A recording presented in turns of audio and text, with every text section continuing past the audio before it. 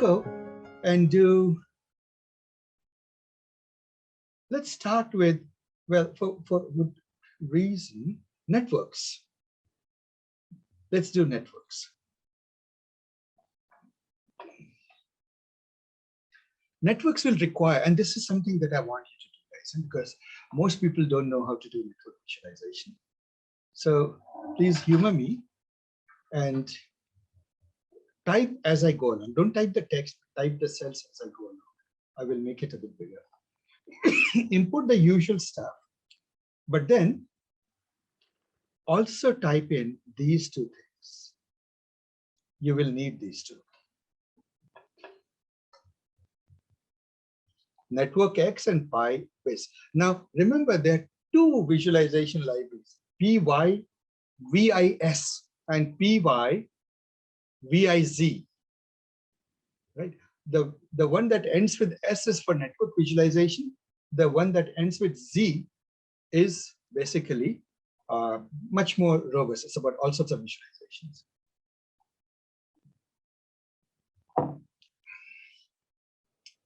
Once you're there, run this. Run these codes.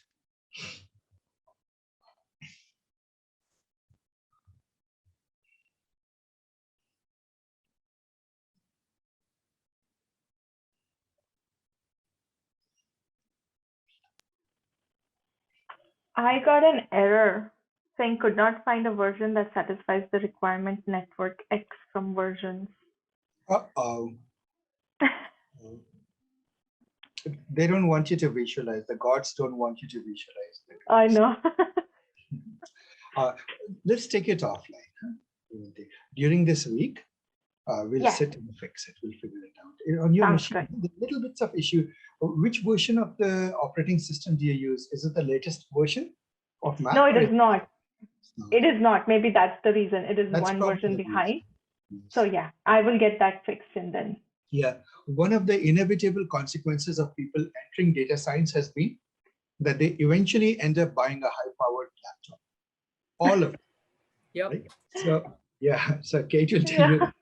So and people here, Sachin, etc., they all have high-powered servers running in their home for data science. So since you're going to eventually buy a high-powered laptop anyway, go get that. Apple has this nice M1 Pro Max. Laptops with the M1 Pro Max. People are raving about it. Really raving. Okay, definitely. Yeah, it has a new chip and it's very, very small. It has a neural engine. That's right. So that laptop, Avanti, has specific optimizations for deep neural networks and data science. Oh, yes, I didn't know that. Okay. So you'll love it. Perfect. Thank you. Is there an equivalent for this? Yeah, I have the Alienware. Right? I use the Alienware. This is pretty good. It's heavy though. See, this is the only laptop that needs 2 power supplies. Right? It's this heavy and is big and bulky. This is the top-end Alienware. Area 51 laptops. You can go for it, but I would suggest, yeah. The other one which I like is Lambda Labs. I have another one which I'm tending to like more. Lambda Labs. Okay, let me show you the website. If you tend to be PC heavy, oh, by the way, this is the PyVis I was talking about. This. A lot of people rave about this. Right? I have their laptops. I don't have their desktop. I'm about to think. So they make laptops dedicated to data science or machine learning. So you see this deep learning laptop here on my screen. And if you click on that, you can sort of build your own depending on your budget. But the good thing is you will know that it is meant for machine learning. So you won't get surprises. Right? The best part is if you take their Ubuntu version, they will actually install all the machine learning libraries. So you don't have to do any of most of the pip installs, etc. You don't have to worry about it. It's all there. Right? So out of the box, you get something that works without doing anything. Now, what is the price that you pay? Because these things run hot. Do you notice that the resolution is not 4K? It's a relatively low resolution, 1920 by 1080. Why? They're keeping partly the heat and partly they're keeping the graphic card for machine learning, not wasting it on fancy displays. can always get So- second monitors anyway. Yeah, everybody has second monitor, second high resolution monitors. So obviously this sort of crowd tends to go with this. And then there is obviously, so Lambda Labs, I would say, if I have to buy it today, I would go with Lambda instead of Alienware. And then there is, of course, the Apple. I'm about to order actually this one for myself because I don't have it, this Mac. Go with Mac notebook, Pros. Go with this. Do you see that it says 16 core neural engine? I don't know if you can see that. Yeah, so these things are very sweet. And pretty much Silicon Valley here has moved to it. 10 core, yeah, you look at this, Silicon Valley has moved to this. And what happens is it is about 3,600, but I think it is well paid. These machines have a premium, they command it. And now you can upgrade based on whether you want to. The only thing in my view that is worth upgrading is the memory, because in any kind of mathematical work you do, the more the memory you have, the better. But other than that, I wouldn't. Hard disk you can always attach externally and it will be less expensive. Right. Sounds good. Thank you. All right. So let's get back to one question is one. So like with an external server, how do you use that for machine workloads and work on a laptop to connect to that and all that? Oh, you just have to be on the network. That's it. That is it. So you run the Jupyter, headless Jupyter on your server. Okay. And from here you connect to it. That's all. Oh, okay. Yeah, that's it. And then Try some that. people run, like if you want to really go the royal road, install something called the Jupyter Hub. Let me show you what that is. Server, a full-blown server installation, something called Jupyter Hub. Oh, okay. Right? This is like running a server and lots of people connecting to it with their own Jupyter, Jupyter notebooks. By the way, we have a Jupyter Hub set up here at Support Vectors. But because of the pandemic, nobody is here. I mean, very few people are here. So I don't want to create an asymmetry that between people who are here and not here. Now, I am setting up a VPN access for students. Eventually, I'll get there. Then you all can access these servers from outside. Nice. But for now, I'm not sharing this. Okay, cool. Thank you. That helps. You see those machines in the back, right? That's what they have.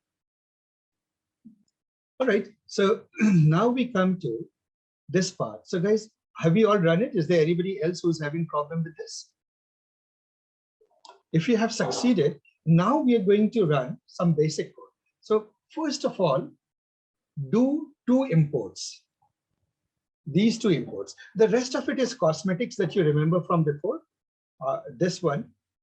And these are the 2 imports that I want. Please type these 2 imports. This part, the rest of it part, this aesthetic elements, I'll just copy paste perhaps into the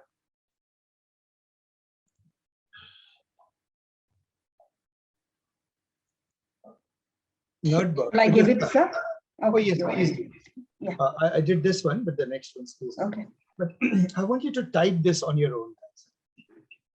So you develop some muscle memory. Type these 2 lines of code.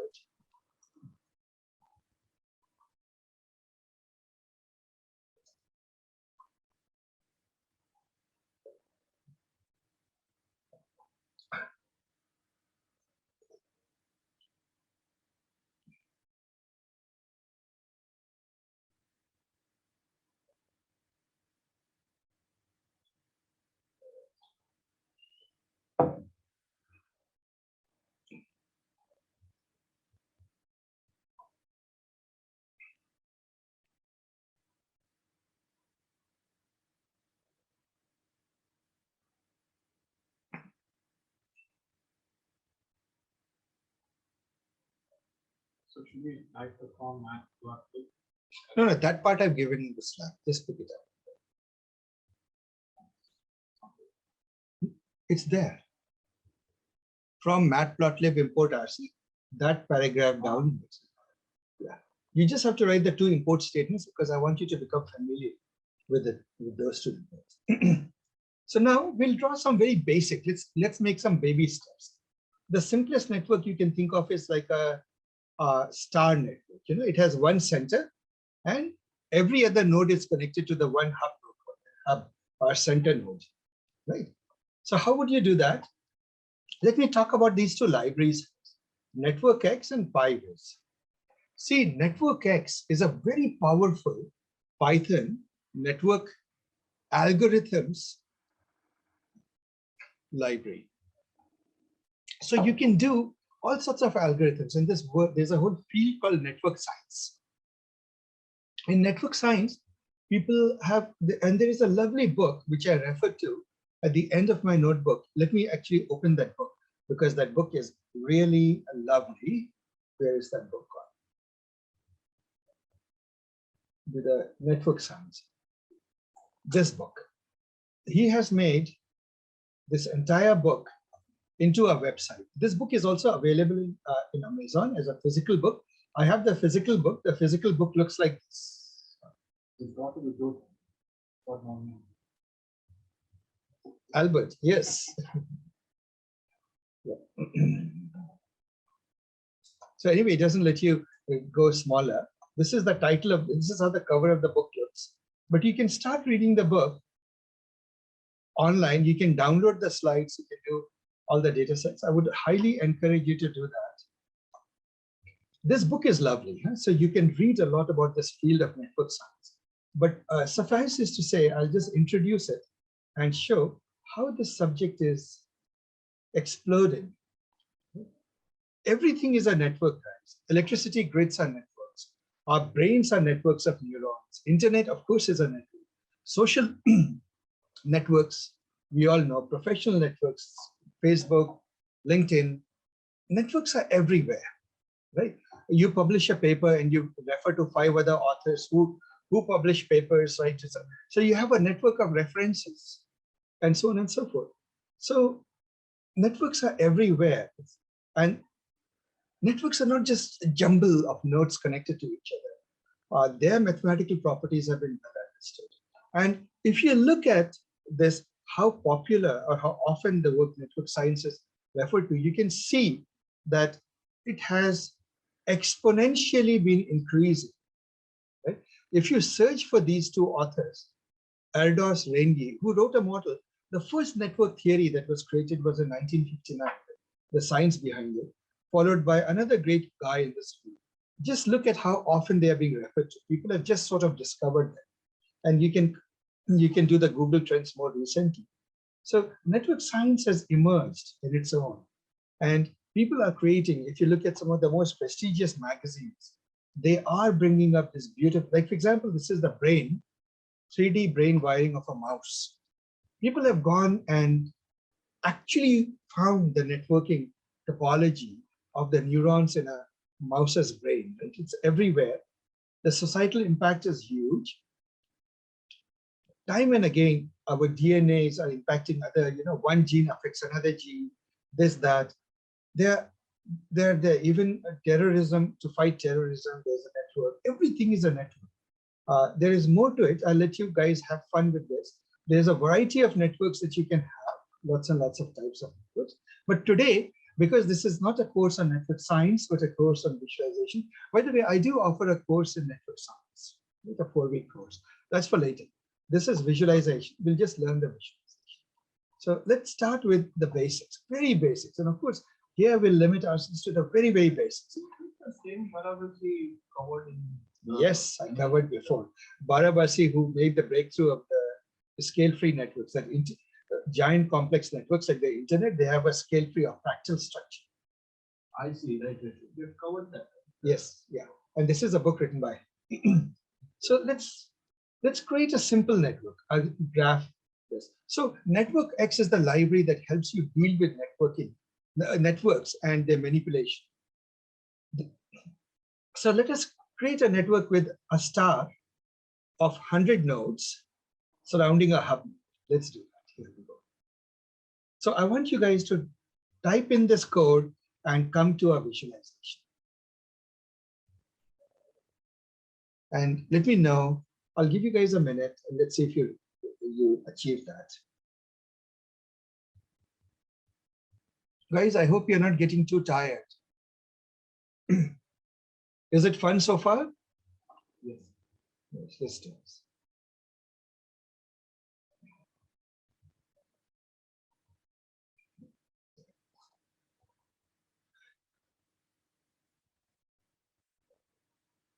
And remember, guys, everything that I'm teaching, just as in last week, all these notebooks will be online. In fact, many things that we didn't get the time to teach, we'll put those Jupyter notebooks also there for visualization.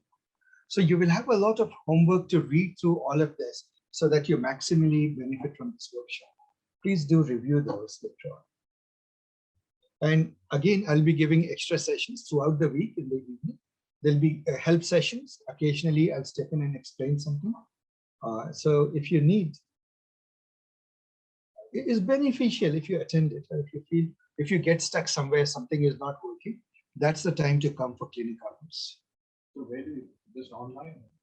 Yeah, the same course, the same Zoom link. Every evening at 8 p.m. Pacific time, we are there. Whether you are there or not, we are always there. Usually, most schools complain that the student-teacher ratio is bad. In support vectors, we have literally 4 or 5 TAs and 1 student shows up or 2 students show up.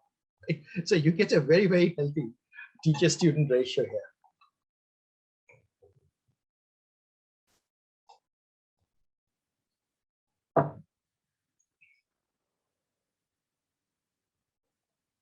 So the S is a uppercase or lowercase? No, it's small. Star graph.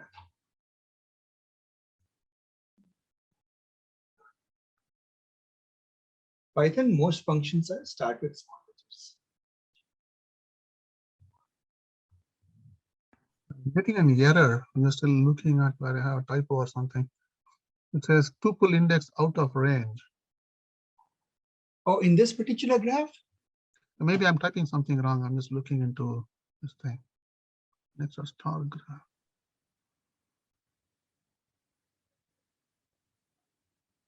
Is anyone else having a problem?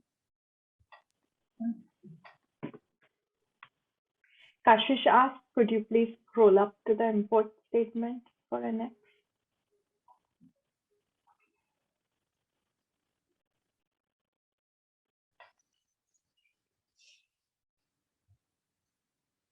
All right, guys, how many of you have not reached this graph, this network visualization? Can I assume we all have and move forward? What's your error?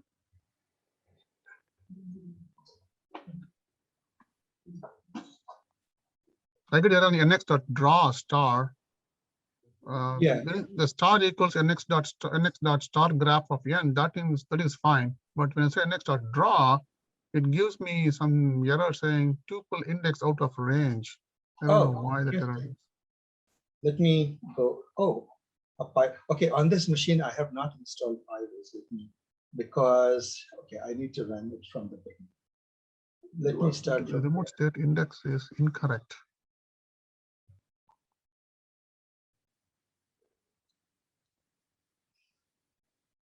It says the random state index is incorrect.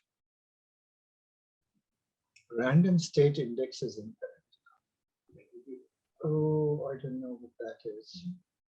Oh, you didn't do the full import of the NP random. Oh, hang on. I'm also getting the same message. It's very interesting. Tuple index pi random state. This is very true. I didn't realize that NetworkX breaks on some machines. I'm on Windows and it breaks. Are you also on Windows? Yes, I'm on Windows. It's running fine, huh? So I did the import. Import of what? There you have a random state string. Right. Here you don't have an import. No, I do have. Okay, this one. Let me do that. That has the match. Let's see. Let's see what happens after all this. Interesting. Interesting. On Windows, this does seem to be rather broken. Forgive me, guys. And so, nx.draw on some machines is not working. So hold on, guys. I'll find a fix for it and I'll come back. Okay. Okay. Thank you. So when you get the graph, it looks pretty ugly. Let's beautify the graph a little bit. And but before we beautify the graph, let's see, if you look at the graph, it's a static image, isn't it? There's no interactivity to it. Well, in my case, I don't even see it now. But there is no beauty to it. We'll make it interactive. So what we will use is, we will use the other library, which is the PyVis. It is based on the Viz.js library in JavaScript for network visualization. This library, in my view, right, it's a hit and miss. Sometimes you can visualize networks with it and you feel good, you get interactivity. Other times you don't. It's not as mature as the NetworkX library. But for what it is, we will do that. And I hope I will run it, and I hope I don't get a complete mess. Let's see. So when you run, now I want you to write this. These two lines are the same, but I want you to use PyVis to visualize it. Now, the way the PyVis works is that it saves your data into a file. The entire graph becomes an HTML file. So you can visit that HTML file when you run it. You can visit it, and it will be called star network. Do you see, this is the star network, and this is interactive. You can move this around, right? I can see I'm creating disturbances. I'm picking a node and moving it around. That is, what's it? It looks like the COVID virus, certainly, with all those things. Grab the center and shake it around. It looks like a funky little creature. Yeah, it looks like that, right? So anyway, you get interactivity, which here is somewhat silly, but if you run this code on your machine, it should open a browser automatically with that visualization. So I will let you all type it in.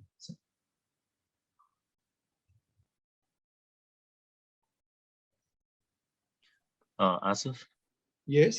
small question. Is NetworkX built on D3? No. In fact, Okay. NetworkX creates only static images, not D3. Okay. This one, the PyVis is based on Viz.js, which is a JavaScript library in its own right for network visualizations. Okay. So it's sort of a hit and miss, guys. Eh? So all of you, have you managed to write this 4 or 5 lines of code, extra lines of code, 4 lines extra? This one works. It all works, right? This one works. Okay, nice. And you see the graph. You basically see a visualization. Yeah. To go with it, like this. Right? Yes. So one of the things I would suggest is these visualizations. Do you notice that I've enabled all the controls, button controls? You can take the border width. If you increase the border width, do you notice that these nodes now look thick, bordered, border width selected, right? So suppose I select a border, this. So things like that. You can change the color. For example, you can say, what is that? A color is opacity, initial, final. I don't know how to control this. Okay, whatever it is worth, let's say apply. You can play with a lot of things here. You click on the rectangle, it brings up a color wheel. Yeah. Oh, yes. And by the way, there is a layout. You can play with the layout. If you play with the layout, suppose you make the hierarchical. See what happens when you make it hierarchical. You made it hierarchical. And what is it? Because there is one parent node, the hub, and all of them begin to look like children. Do you see this, guys, on my screen? It's a little hard to see, but I'll zoom in a little bit. You see this, right? Looks like a marching army. Yes, Yeah. marching army. Yeah. These days, it's a little scary to talk about armies. What with all the mischief out there in the Ukrainian army? Yeah, Russia. So, okay. Then, if you got here, then a similar graph. I just change one line. Now, what we will do is, let me show you the output. This is another graph topology in which every node is connected to every other node. Do you see this? I deliberately created 10, I believe, 10 or 20 nodes, and all the nodes, it's called a complete graph. A complete graph is, and a synonym for it is a fully connected graph. A fully connected graph, a complete graph is one in which everything is connected to everything else. And you can verify from this visualization that everything is connected to everything else. Now, all we had to do is in the previous code, you can just change it, this code that you wrote here, the previous code, you can just change the word from star graph to complete graph, and the visualization will change, right? But let's do a little bit better. Let's try to make it a more aesthetically pleasing from a network X perspective, right? Because network X looked rather boring. So what we'll do is we'll improve upon it, and let's look at the code. We are setting a size of the image. By now, this looks familiar, guys. A picture size, a figure size.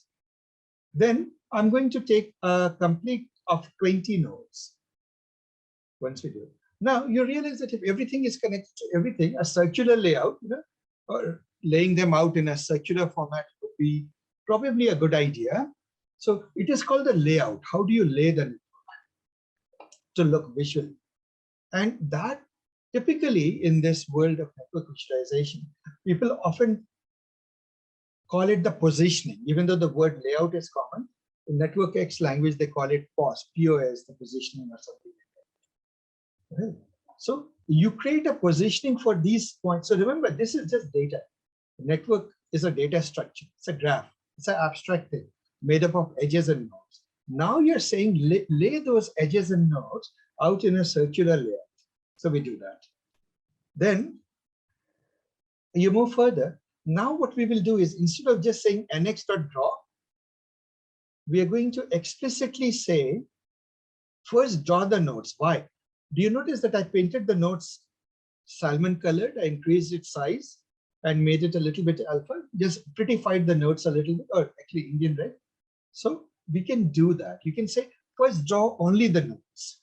So use the nodes for this data, this graph, this layout, and I'm giving the node size 200. It's very much like S in Matplotlib. S is equal to 100 or 200. That's what it does. Alpha is the transparency we are familiar with. Node color, again, we know what that is. So this will draw only the nodes in Indian red color, which you see here. Then I say, go draw the edges. Here, exactly the same code, more or less, except that we are talking about network X edges, draw edges. Right? Then you get this 0.35, blah, blah, blah.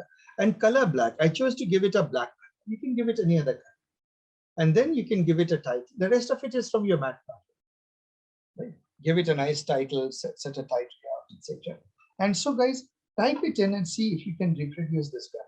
By the way, it need not have been the complete graph. It could be any graph, right? But the code, it helps to paint or draw the nodes, give aesthetics to the nodes, and then give aesthetics to the edge separately. So please see if you can reproduce up to here. So can you go up when you release the response? Yes. Let me put the whole code here. This code is a type it.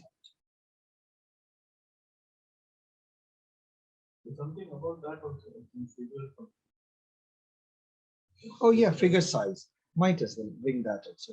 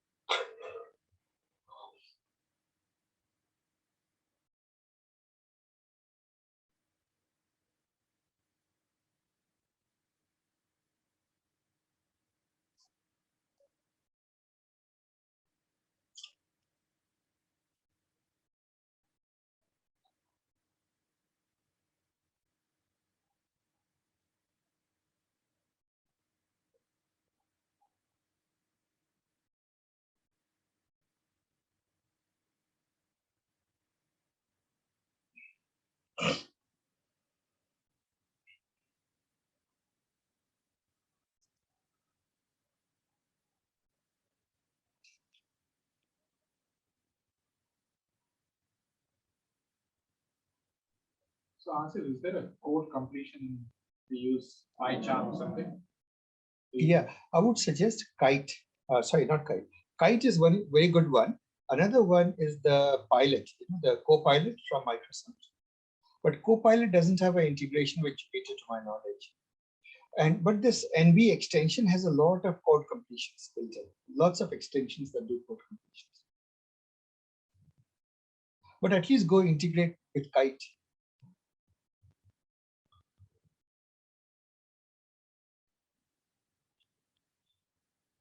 Sky, Tab9, many things.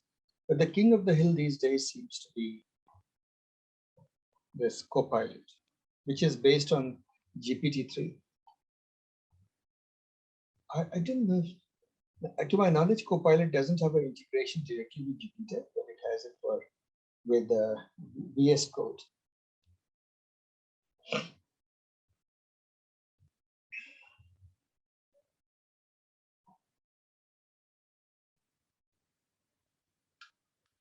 So how did you figure out the completion? Because it has indexed the APIs. How does it know the values and things like that? Yeah, see, if you use things like Copilot, etc., right? They are literally using NLP and AI to build that. But they have a giant transformer model, GPT-3. Pretty much, see, it is a mix of memorizing and guessing and inferring. Right? A model that has so many billion parameters, hundreds of billions of parameters. Right? You realize that somewhere in there, in those billions of bits, is a lot of information that's essentially been memorized. Right? And along with it is also our ability to interpolate and to infer things.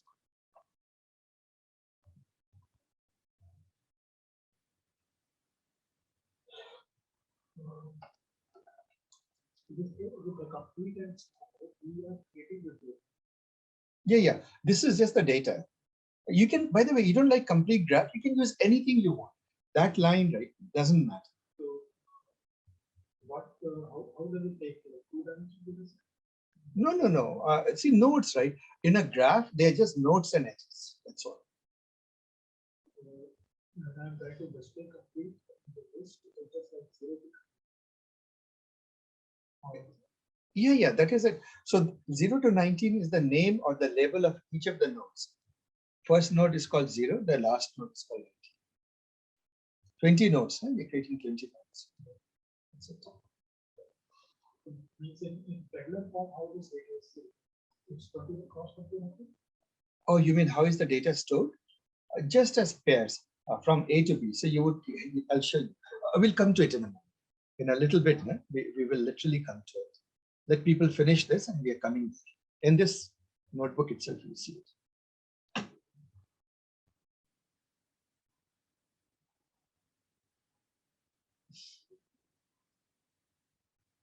So guys, while you're doing this, let me just give you a hint. Don't try to do it with PyVis. You know what we did with the previous graph? Don't try with complete graph. Guess why?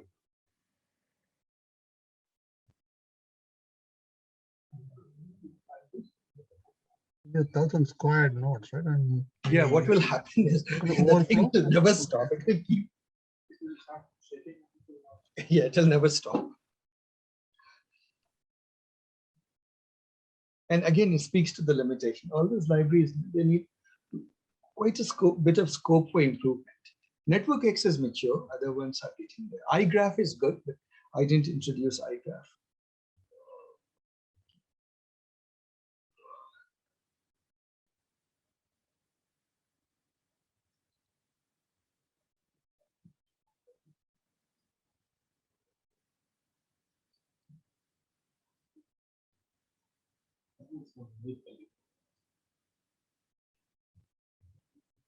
Come again. Are we here, guys? Is there anybody who's still waiting? I hope all of you are able to see a beautiful graph like this. Are you? Yes. Good. So now let's go to some real life situations. We'll take only 2 real life situations. Let me give you the history of it. What happened is that in some university, there was a karate club. Karate club, I believe, had 78 members. And those 78 members, at some point, they had some relationship, friendships, and so on and so forth. So if you look at the social relationship between them, and a particular data scientist, Zakari, statistician, looked at it. So let's draw out that network. Write this code. This is, by the way, one of the landmark networks. And in the simple category, think of it as the hello world. It is quite literally like the hello world, or not the hello world, the iris dataset. Remember, in tabular data, you have the iris dataset. And in images, you have the handwriting, the digits dataset. In the same way, for networking world, think of network visualization, network theory, network science. The karate club is about as simple as it gets. And it is based on reality. So what happens is the moment people write an algorithm to create communities, discover communities, or whatever it is, it is almost necessary just to apply it to the karate network. Just as people in data science, in the regular data science, they always apply their algorithms to the iris dataset, however silly it looks. It's just a tradition, we do that. So in this world, it's the karate dataset. So write this code and see what comes out. And I won't show you what comes out. I will let you see it for yourself.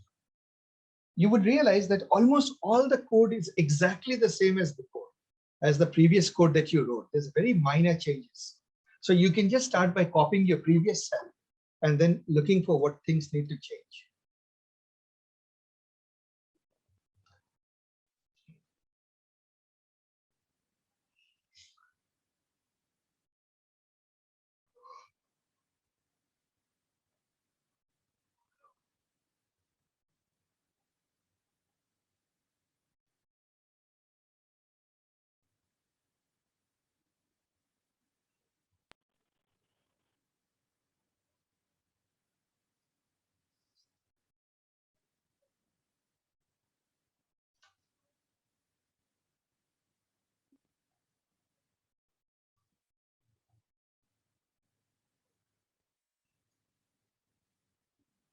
Guys, I'm looking at the, okay.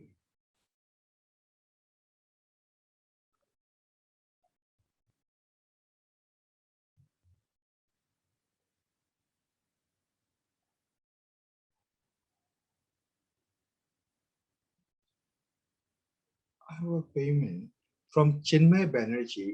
Who is that from? Chinmay Banerjee would be a tuition payment from Chinmay Banerjee. It's on behalf of.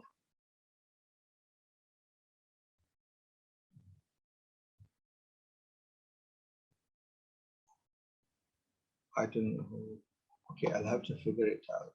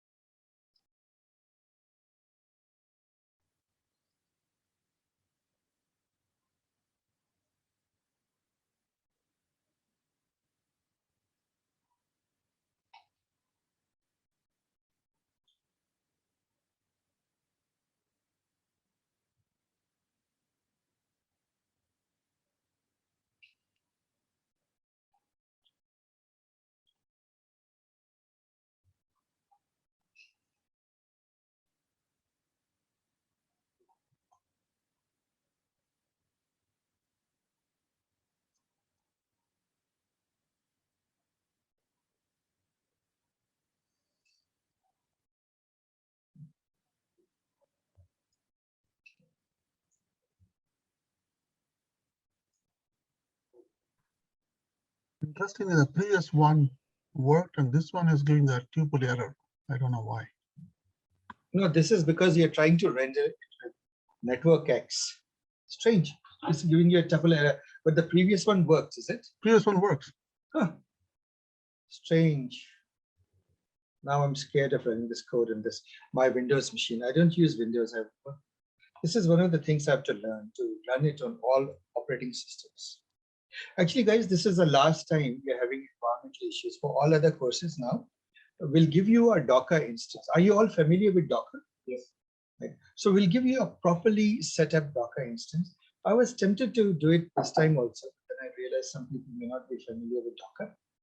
You'll all get a Docker image with proper environment setup. It will be Ubuntu, because Ubuntu, Linux is what I'm familiar with. And so obviously with Docker, you have to more or less go with Linux, because Windows, etc., you have to pay the licensing aspects. So even now, I'll upload a Docker image for all of you and some instructions. All of you who are struggling, and now it turns out I'm trying it out on this laptop and it's misbehaving. So we'll do that.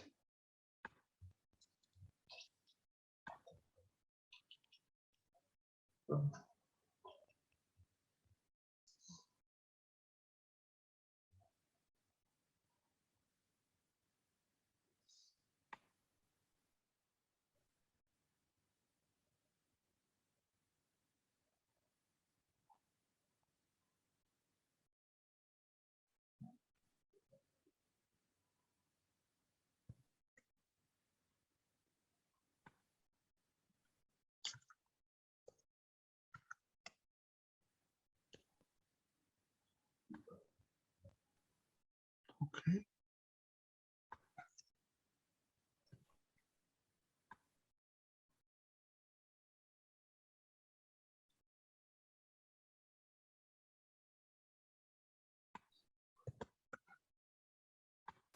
Try this.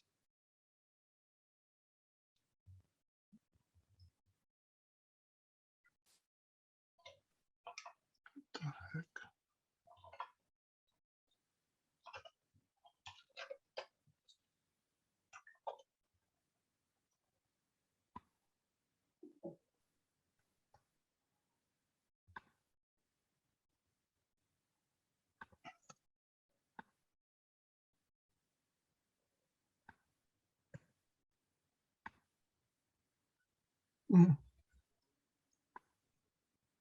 I can get the circular one working, but not the spring layout one.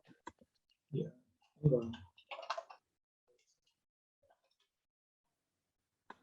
Strange. It is failing on my machine. Strangely. Okay. So we have Yeah. the circular one that works. Zakari is failing for you, is it? Yeah, Zachary is failing for spring layout. If I replace that POS equal to spring layout karate, or replace POS equal to NX or circular layout karate, that will work. Okay. Why don't you post your solution to Slack so everybody can see that? Everybody who's having. Yeah, I'm on Ubuntu, so if you want me to show everything is working. Yeah. So guys, this is how the network will look. By the way, every time you run this code, it will look slightly different because it will re-render it slightly differently. But basically, what you notice in this graph, I don't know if you can tell, is that a few people are quite influential. Like, for example, this person, this node, whoever it is, has a lot of people who are its friends, isn't it? And then there is another person here with who exerts a lot of influence in this graph, right? So it takes a little bit of training to see how many, like if you look at a guy and the number of friends he has or friends he has, you soon figure out who are the key players in this room, in this club. Right. And what happened with this club is there was tension and the club broke apart, right? There was a breakup. So when it broke up, one of the things is it became two clubs. There were two people who were influential, and I'll just give you an insight. If you re-render the same graph, the only thing you change the layout to shell layout. Means all the nodes are put at the periphery, at the edge, and then you see the connection. So what do you notice? In this layout, you can see that these two guys, do you see where my mouse is, guys? These two guys are important. If they fight, there will be trouble. Does it say that? Like, would you infer that if this is the friendship network and these two guys fight, there will be a lot of problems here? And sure enough, these two guys didn't get along. one was either the administrator and the other was supervisor, trainer or something like that. And they fought. And when they fought, this network split into two. So that's the history of this. So today, one of the basic exercises, algorithm or machine learning exercises in network sciences, can you predict just by looking at the graph, the structure of the graph, the geometry of it, can you tell what will be the two sort of groups that will emerge when this network splits? And generally, it's a benchmark. Any algorithm you write, you have to try it on this. And what happens is the first person who studied this, scientist who studied this, was Zakari. When Zakari studied it, he predicted all of them right except for one particular team member number 9. I could not, I should have put labels to this. You can add labels, please add labels to it. So you can see where 9 falls here. Other than that person, everyone else he could correctly predict that will belong to it. That's a pretty low error rate, 1 out of 78 nodes. Right? So it just goes to show that there's a whole mature subject out there that does it. We have taken the Zakari's Karate Club and we have revisualized it as a shell. We won't now shell layout.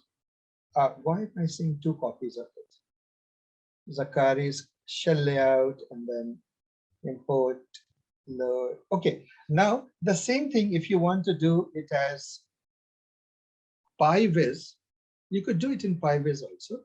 Again, click it and run it. It will become Karate Club. I'll show you what it will produce. Karate Club. It will produce a network like this. Once again, you can play around with it, track with it, move people around and see what will happen if I do this. What would happen if I take this guy out, right? To see who are the influential guys. Obviously, it has to be, these 2 people are here, and then you have this guy. This guy has pretty much can create a dissident group. Right? So this is it. This is how you can do a graph that you can visualize it. Now, network science is a broad subject. As I said, I actually gave a pretty long workshop on it. But as you do the machine learning courses here, you will, even if you don't do network science, I will be introducing you to, for example, when you do deep neural networks, we will be doing a lot of network. These days, graph neural networks are pretty hot, or geometric neural networks are very hot. So they are giving you the state-of-the-art performance compared to and beating a lot of the classical approaches to machine learning. So we'll deal with that. Is it also because of IoT is also free? Can you use?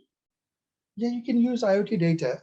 No, graph neural networks is the new thing. People are realizing that geometry is far more central to machine learning and deep neural networks than they thought. Okay. So we are now for the first time going in the direction of things like algebraic topology, homologies, and things like that, very abstract math fields in machine learning. It's no more that let's just create a few layers of fully connected nodes, neurons, or CNNs, and you're there. Now we're getting into more. So anyway, this is that.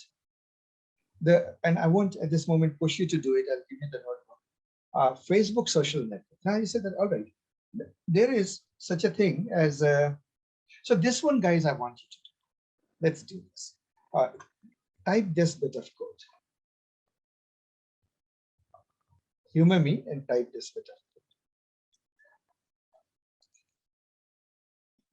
code. So those who are having problem with the notebooks, like because of library issues, they can run it on Colab. Colab seems to be working really good. Oh, that's true, guys. Go and open in Google Colab. Go and run this in Google Colab. There, these things are working fine. I don't know what that is. Colab. Yeah, you give the URL. That is a good point. Colab.research.google.com.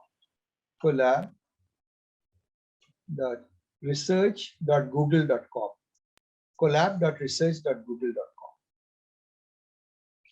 So if you go to Colab, you can create new notebooks. And in these notebooks, you can repeat what we have. And a Colab environment is really well set up. It will all work. Out of the box, it will work. You won't have the problems that you're having in its local environments. Is it a paid subscription? No, free. It's free.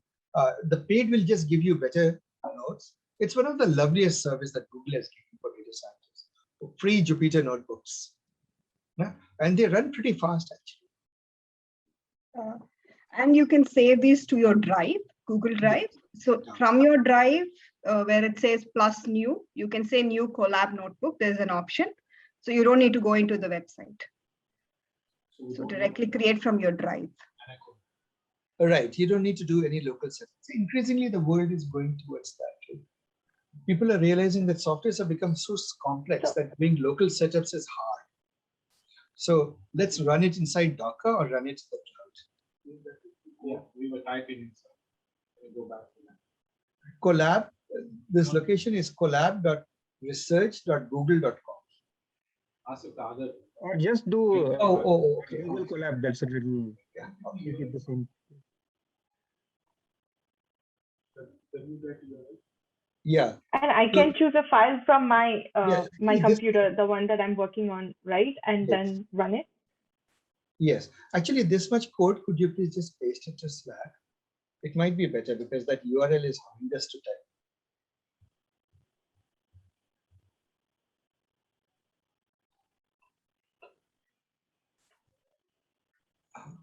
Maybe I'll do that.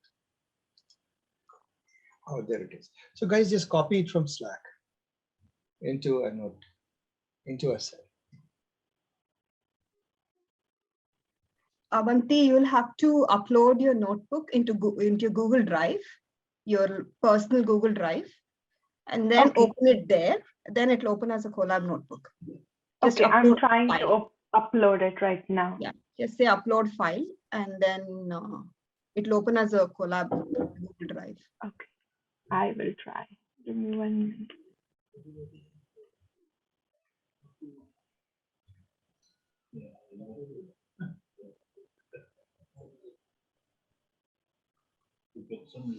There is one directly you can upload also, I guess. No need to use Google Drive. Yeah, you can directly upload. That's true. Guys, are we all done with this line of code? It is there. It is there on the Slack. Just copy it. The problem is the collab that we get is not working. Oh, yes. Okay. There's always a problem somewhere. There's always an issue, limitation somewhere. So run it outside and then this is what it asks. No, just get that combined. Just have to copy the imports. I can post that online. 1 second. Yeah.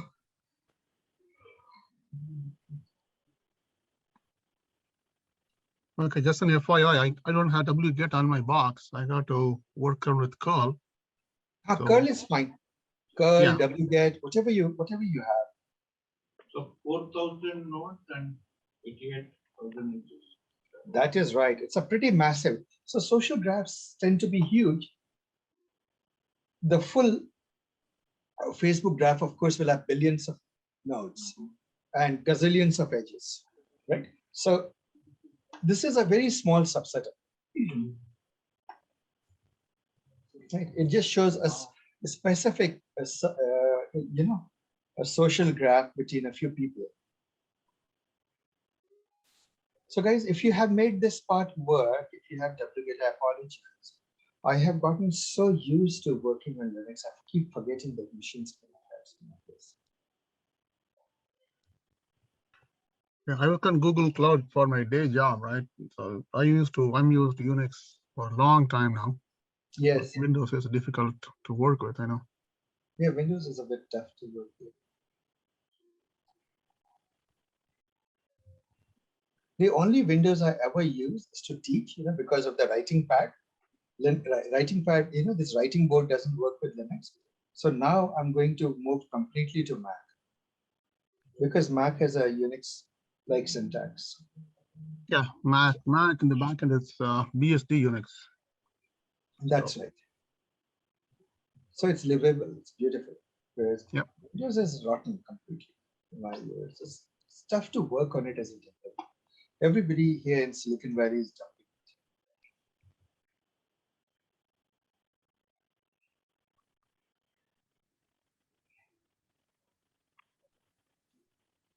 All right. Next for Spring layout, and then it's not going to work on Windows.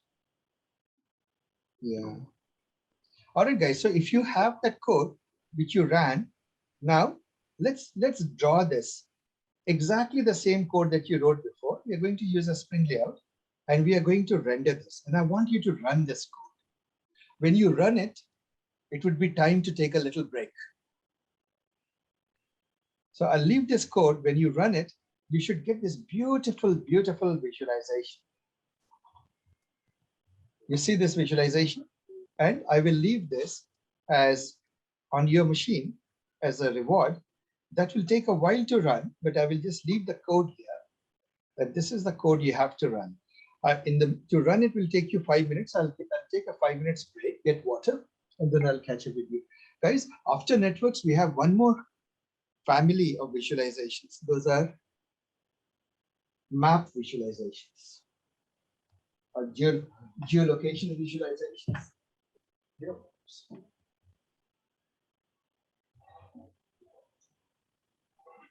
Avanti, are you okay? Did you get to run it? No, it's giving me error plotting on that as well. Oh, what's None the of my graphs are getting plotted on Colab, at least here somewhere. what is the error?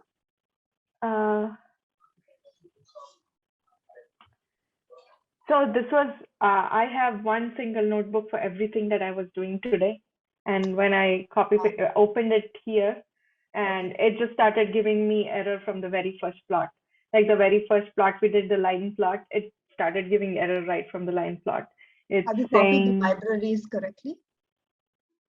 pardon me? Have you copied the libraries? Because you wouldn't be able to run support vector style IP, that notebook. So I pasted a cell with all the imports. So just copy that and run it in the beginning, and then you start running it. And set latex to false. Just now, I posted one cell before that, right? It says run support vector style IP1. I can post it. Yeah, I did. You did that? Okay. Yeah, And I then, already ran all of this. Everything else works, but the moment I start, I could. if you want to post the error, you can post it so we can have a look. Yeah, I could. I can see the data frame, the data sets that we had earlier on. The line plot came, then when we started improving the line plot improvement, the plt.style use ggplot, that's where it starts.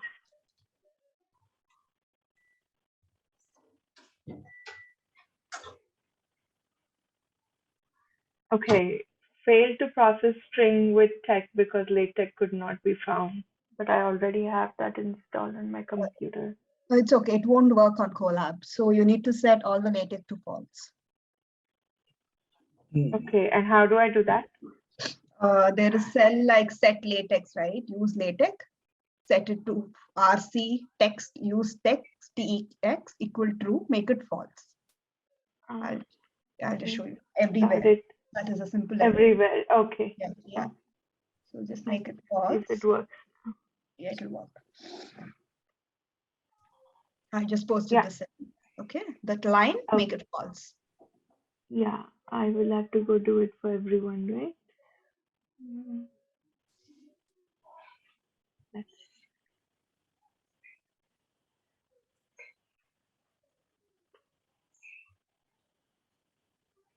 Okay. The plots are not as pretty, but at least I have plots. Yeah, it won't be as pretty because LaTeX is not there, right? So yeah.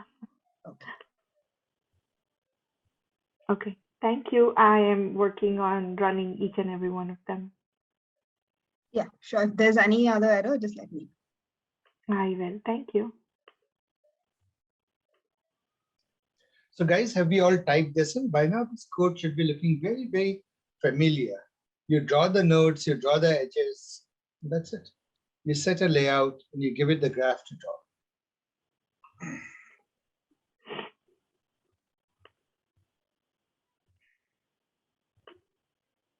How many of you are finding this straightforward now by this time? working well on my computer, but it's Ubuntu. Kate, I can't hear you. My Ubuntu system is working fine. Yes, of course. Aren't you happy you have that nice laptop with Ubuntu? It's a 6-pound clunker, but yeah, the GPU is nice. That's true. Okay, okay, again here I'll have to do the LaTeX thing, right? False. Make it false everywhere. Yeah.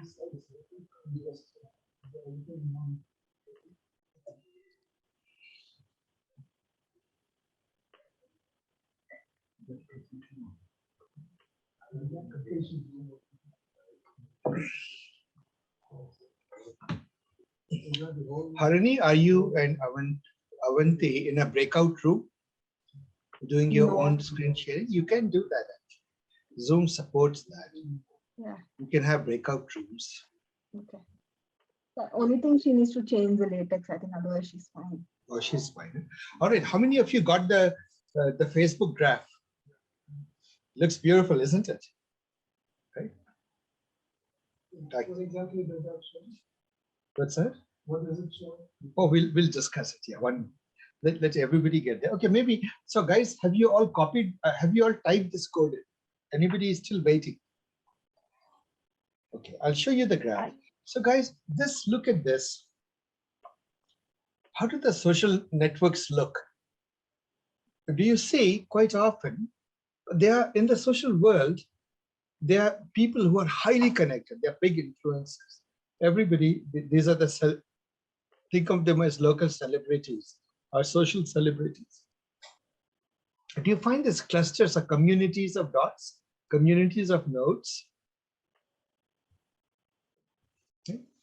Like here is a community, here is a community, here is a community, here is a community, here's a community. If you think of it as laid out on a land, this often looks like, if you look at the dots and you think of each of them as, I don't know, a house of people. Yeah, but this almost looks like a map of the world, isn't it? Of some city, isn't it? Almost, right? If you just look at the dots and not the edges. The people are clustered here, there. If you look at nightscape of cities, they often look like that. What it shows is that people attempt to form communities. The graph, the social graph has independent small communities, which are all interconnected, right? This is one interconnected graph. And it has the loners, it has people who are really far out, and it has people who are big influencers or highly engaged in the society, central to the society.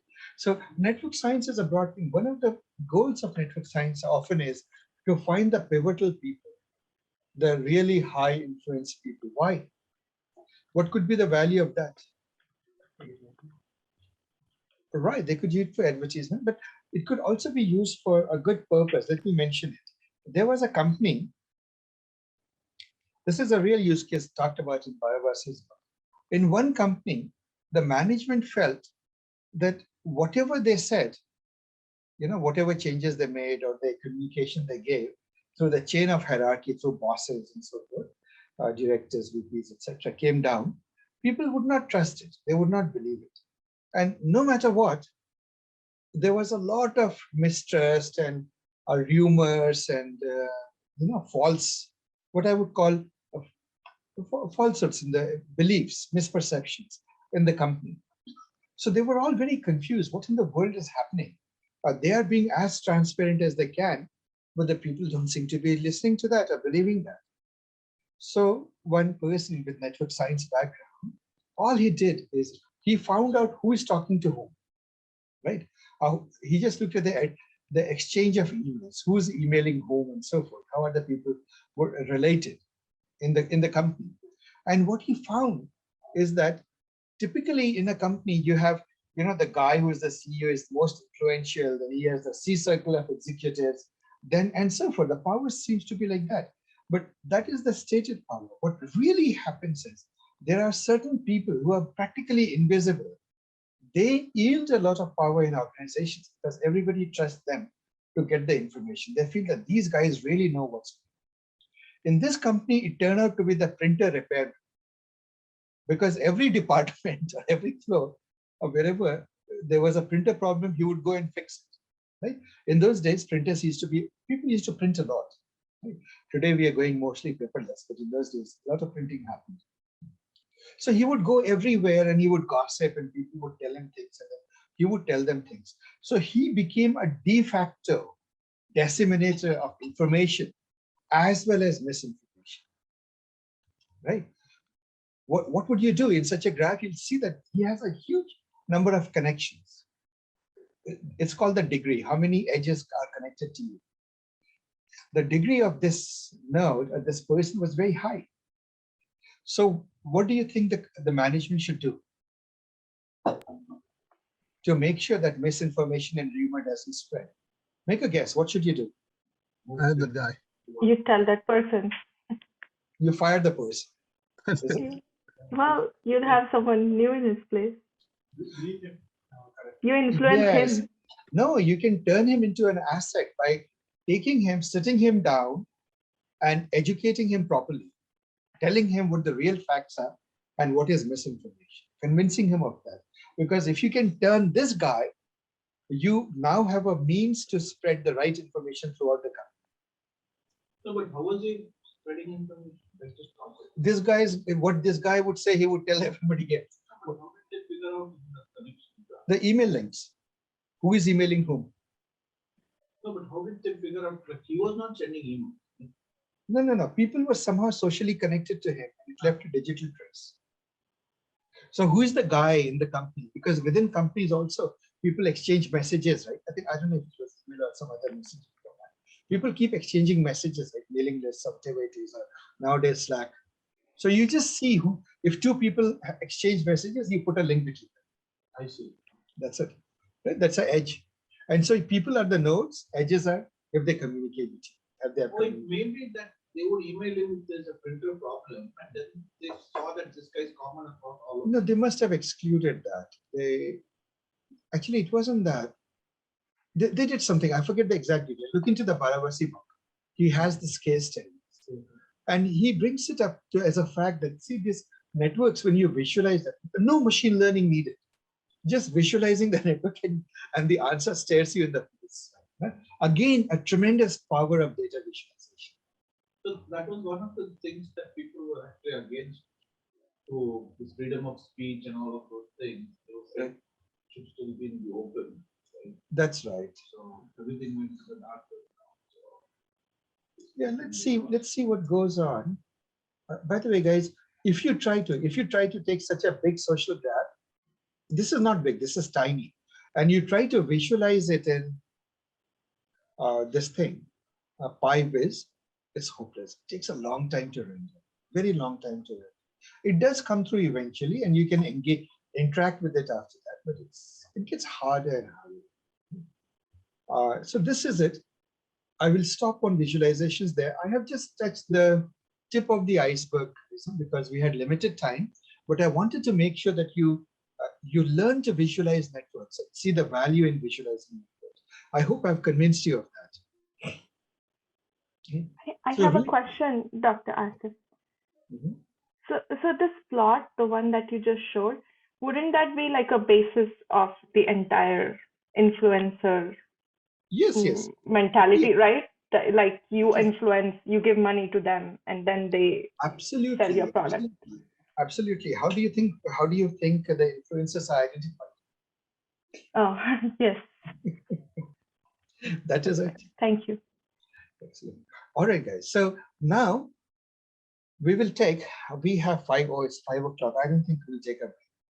Are you guys game for more, or are you tired now and want to go home? So what is left? I have many things left.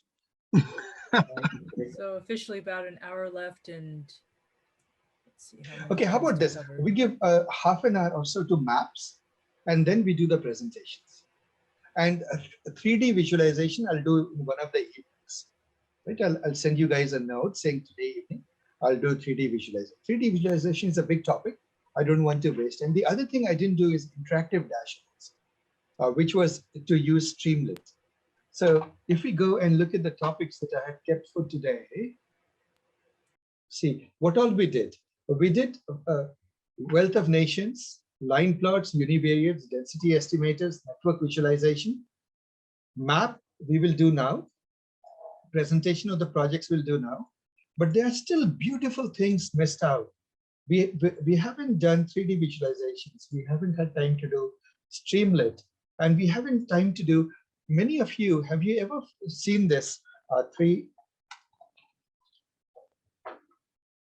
brown? Have you ever seen this visualizations like this? Are you familiar with the visual on the YouTube explaining the math and things like that? Let's go into calculus and the essence of calculus, let's say. And you'll find that on the YouTube, you'll find beauty. Actually, let's go to YouTube. Anyway, I won't go there. You guys go, either you know about it. If you want to create beautiful, evocative videos showing like, you know, the animation that we did, taking it to the absolute next level, you have to learn how these very influential videos, 3 blue, 1 brown videos were created. They're very, very, I mean, it is literally injecting joy and joy into mathematics through visualization, right? And making it easy to do. That is the Manim. And we didn't do that, but I don't intend to leave any of this. If you folks are willing to come to those evening sessions, which I'll keep giving periodically, I want to cover all of these things. Right? So I want to cover this, right? And Manim. But today what we will do is, we will do, we want to check how many presentations. Yeah, how many of you have presentations? Avanti, I know, has presentations. Who else has? It's really short. Like there are only 3 graphs that I could do. Okay, it still is something. So we'll keep some time for that. And then, guys, the rest of you have done, not even tried. Huh? What's wrong? I think the COVID virus has done something to your motivation. So, all right, it is what it is. But so we are going to do that. Let's get into the map visualization now.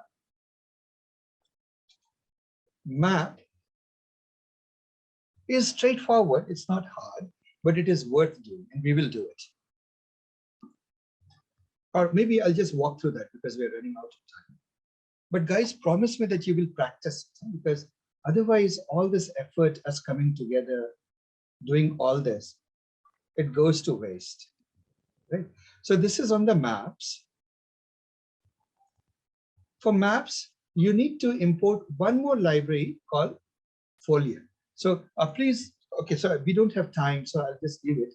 But the important library is Folium, this library. So let's do one thing. These days, apparently, I'm not into sports at all, but Harini and Kate, Harini and Kyle, I believe, mentioned there's something called the Australian Open Tennis Tournament in progress. Now, some of you probably have been watching that. So let's find out, where is it happening? If you Google it up, you will realize that it's happening at this coordinate. It's in a city called Melbourne. And these are the coordinates of Melbourne, right? Or the stadium where it's happening. So let's take that and let's create a simple map. Let's do one thing. Okay, just to humor me, do at least these 2 parts. Imports I will paste onto the, oh yeah, you already did, Hardy. Thank you. You have put import Folium. Do that, and then maybe you can put all the imports. And then this part of the code, I want you to type it. Please do that. All you're doing is location, longitude, latitude, longitude. Right? Please type it in and see if you get this beautiful visualization.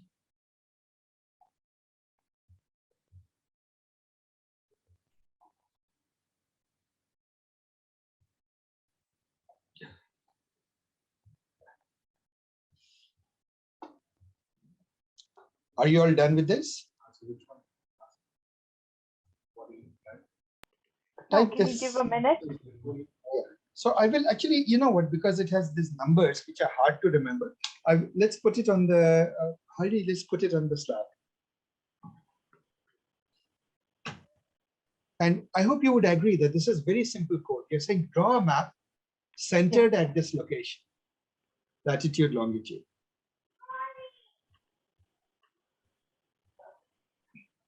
In Australia, this is it. So you realize that this map is attractive. Isn't it beautiful? With just one line of code, you could do so much.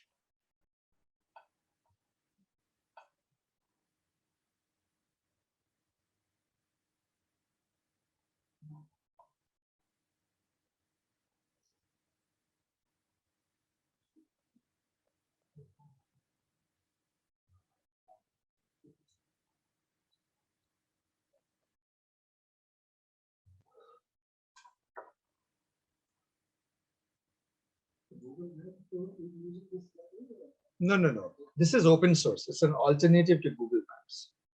But because we don't have geocode, see, geocoding is the process of translating a location into its longitude, latitude, right? At this moment, it's a little hard. So what we did is we just used Google to find that location and copied the coordinates.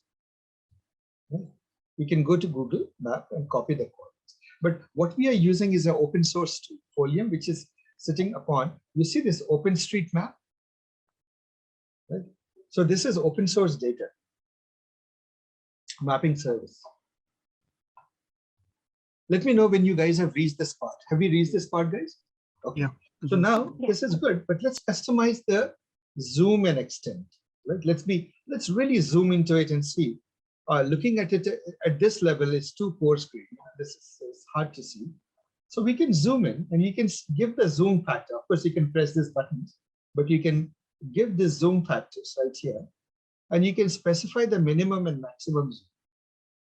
When you do the zoom, you should now just add these 3 lines, zoom.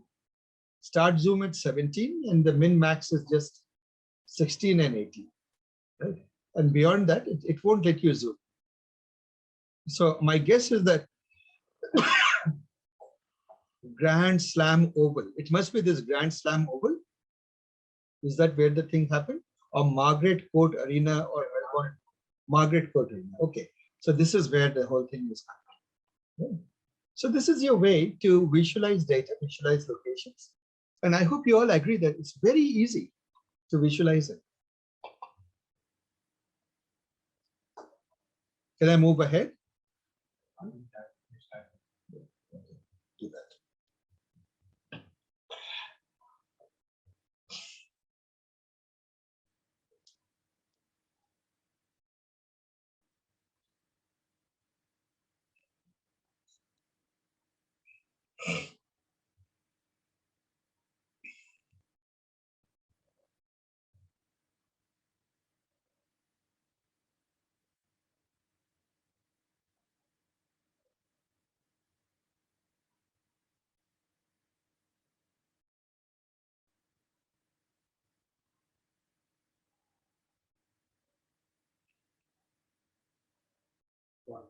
Got it, right? Okay, guys. So now this is one way. Now let's do something more. There is a concept of tiles. See, guys, this image has been drawn by stitching together, this tiles, the word geography is divided into tiles. And they're different, think of it as repositories of tiles that people use, out of which an image is tiled together, right? A map is tiled together. So there are quite a few famous, like for example, there's the OpenStreetMap. You could see that this thing here, OpenStreetMap, is one. There is Staten, which is another. Staten is very bare bones, right? Here, Staten. Then you have, and then you have a few others. So I won't go into all of them. But instead of this very beautifully colorful map, let us go to a more bare bone words. We change over tiles to the same code, but we'll change the tiles to Staten Turner. And then you can also add multiple information to this. When you do all of that, so you can mix and match and do funny stuff to this, like get some information from one tile set, get another information from the other tile set, and so on and so forth. So folium tile layer, this, that, add. You can add multiple tiles and add the control. Right. Stack this. of pancakes in the upper right. So guys, at this moment, I won't explain this. Here, do you notice that this thing is there? Let us go through them. This makes it this. You can go to OpenStreetMap, changed over to this. You see that you have all of them. Then you can go to Start and Train, watercolors. Oh, makes it look like a kid's painting. This is how this one looks. And this is how this one looks, rather dark. So do you see this, guys? You can do this. This code, to reproduce it, it will take time. We can just copy this. What you're saying is that you're making all of these different tiles available, tiling systems available. And it helps you, this visualization helps you choose between them. Decide which one you like by clicking on this hamburger. So this code is already there on Folium. You can get, on the Slack, you can take it. So far good. What do I do with these maps? Now let's try to get useful. First, we will start with the California housing data, which many of you are familiar with. It's house prices in different locations in California. These days, everybody seems to be worried about house prices. Those people who live in rentals hope the house prices will crash. Those people who live in homes hope the house prices will double. All right. So in California, there's quite a pastime. And everywhere, I guess. So you have this data, just to recap, you have latitude, longitude, you have bedroom, certain properties, population, household, median income, etc., etc. We have this data. Now, let's take this. First, what we will do is we'll put it on the map of California. So let's start with the map. Let's look at the OpenStreetMap. You have, the longitude, the minimum latitude. So you see that there is a min and there's a max. So you want to box it in, the longitude, latitude, and so forth. You want to box in so that you can see the map of California that is relevant to this data. And when you do that, you end up in this situation. Okay? You make a map that is specific to, literally, you find the center latitude, you find the center of California, and you just plot the center of California. Say, go plot this map, put California in the center, right, of this map. So you'll get a map something like this. Now, those of you who know California, reminded that it's basically the San Francisco metropolitan area, the Los Angeles metropolitan area, and a little bit of Sacramento. And the rest of it is, and then San Diego is here. In between is the Central Valley. Fresno is in the Central Valley. And then Sacramento is its own valley. Population centers are from Los Angeles to San Diego and around San Francisco Bay Area. So you draw the map. Now, what do? Map is good, but we need to put some data on top of it. So let's do that. You take the housing data, and for each data point that you see, you go and make a circle. You see this? So up to here was easy, map.